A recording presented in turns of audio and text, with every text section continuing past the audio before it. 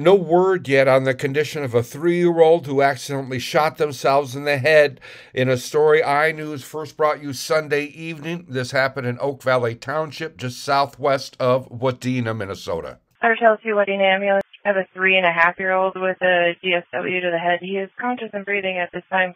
The Otter Tail County Sheriff's Department has since confirmed they received a 911 call at 5:40 p.m. Sunday of a 3.5-year-old child that had accidentally shot themselves. The child was transported to Asteria Hospital in Wadena, current condition unknown.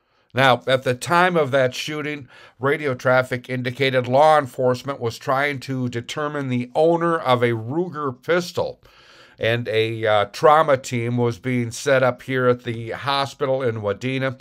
Again, as you heard, no word yet on the condition of the child.